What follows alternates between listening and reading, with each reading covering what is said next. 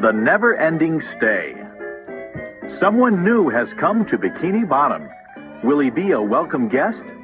Read along as SpongeBob and Patrick meet SpongeBob's visitor, his cousin Todd. You will know it is time to turn the page when you hear this sound. And now, the never-ending stay.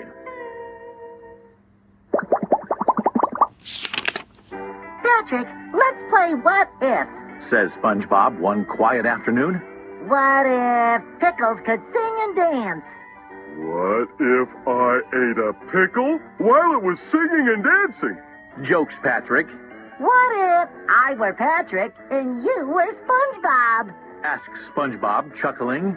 What if you were SpongeBob and I was Patrick? Yells Patrick.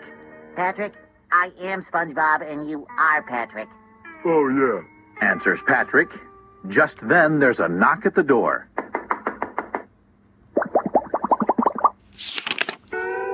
SpongeBob opens the door. SpongeBob, it's me, your cousin, Todd. Says the sponge at the door. I have a cousin named Todd? Says SpongeBob. Sure do. Todd SquarePants, at your service. It's so good to see you, family member. Says Todd as he hugs SpongeBob.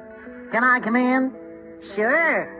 Says SpongeBob. Wow, this is great. My own cousin has come for a visit, Patrick. Todd drags 3 large trunks into SpongeBob's pineapple and plops himself on the couch.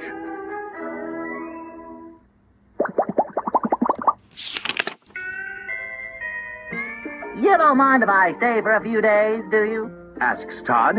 A few days? Asks SpongeBob. If that's okay. Says Todd. SpongeBob thinks for a minute. It'll be fun to have some company, and besides, Todd is his cousin. Absolutely. Says SpongeBob. I'll take your trunks into my room, and you can sleep here on the couch. Patrick and SpongeBob drag Todd's unbelievably heavy trunks out of the way, while Todd turns on the TV and starts watching soap operas.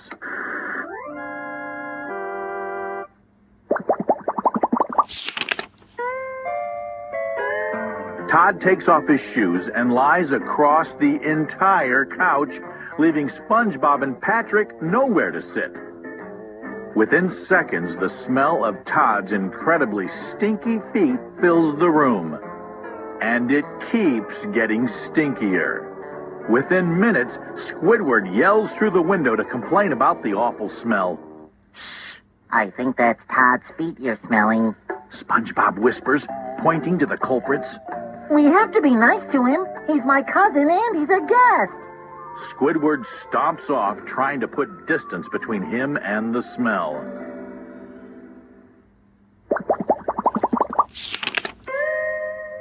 When it's time to watch Mermaid Man and Barnacle Boy, Todd hogs the remote control and growls at SpongeBob. Not wanting to miss an episode, SpongeBob and Patrick go over to Patrick's Rock. When SpongeBob returns later that night, the whole pineapple is a mess. There is food all over the floor, and smelly socks are hanging everywhere. This guy is getting on my nerves already, says SpongeBob under his breath. Days pass, and Todd never moves off the couch. Want to go out jellyfishing? SpongeBob asks him on Tuesday. Maybe boating school? He asks on Wednesday. How about going to get a Krabby Patty? He practically begs on Thursday. No. Says Todd every day.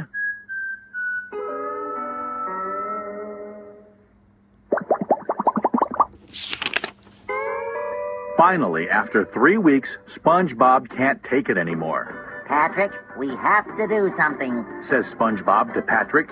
I know he's family, but this guy won't leave, so we're going to have to move him.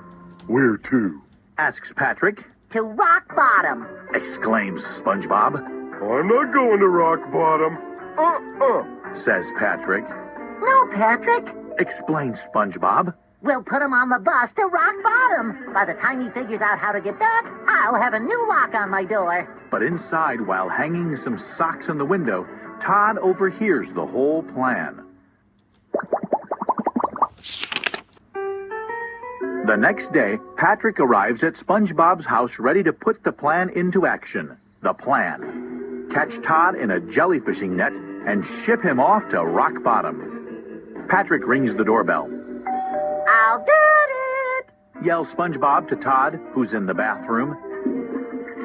As SpongeBob opens the door, Todd runs up behind him. He has shaved his beard, removed his glasses, and stolen a pair of SpongeBob's pants. They now look exactly alike. Patrick comes in ready to swoop his jellyfishing net on Todd, but he can't tell which one is Todd. Patrick, it's me, SpongeBob. Cries SpongeBob. Patrick, it's me, SpongeBob. Yells Todd in a perfect SpongeBob voice. SpongeBob panics. Patrick, remember when we rode in Sandy's rocket? Wails SpongeBob desperately. No. Answers Patrick, too nervous to remember anything. Remember when we went to boating school together? No. Remember? No. Todd chimes in. Remember when you kept saying no to that SpongeBob imposter? Yes. Cries Patrick. You must be SpongeBob.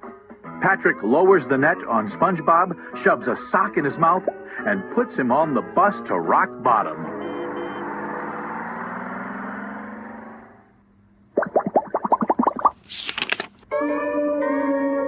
When Patrick gets back inside, he finds Todd, who he thinks is SpongeBob. Wow, that was a close one. Says Patrick. Sure was. Says Todd in his Todd voice. But Patrick doesn't notice. A few minutes later, Todd puts his glasses back on. Patrick doesn't notice. A few hours later, Todd's beard has grown back. Patrick doesn't notice. And as he is getting ready for bed, Todd takes off his shoes. Patrick hears Squidward yell about the awful smell. Then something starts to happen inside Patrick's brain.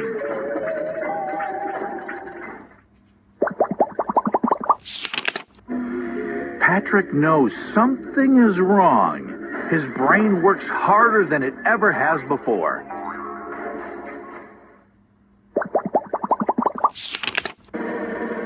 I got it. Patrick yells. You're SpongeBob, and I'm Patrick. He exclaims, relieved. Just then, SpongeBob barges in through the front door. Patrick, don't believe him. I'm SpongeBob, your old friend, and he's the imposter. Prove it. Challenges Todd. Okay, let's go down to the Krusty Krab. I'd love to have you make me a Krabby Patty, Todd. I mean SpongeBob. Todd realizes he doesn't know how to make a Krabby Patty and would be discovered. Fine, I admit it. I am Todd. He says, I'm obviously not wanted here amongst my own family. Good day. and he finally leaves.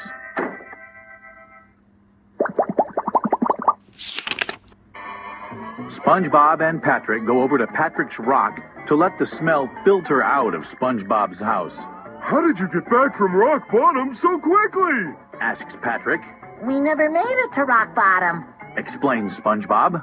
I took the smelly Todd sock you stuffed in my mouth and waved it around the bus. The bus driver thought we hit a stinkfish and stopped. Then I ran.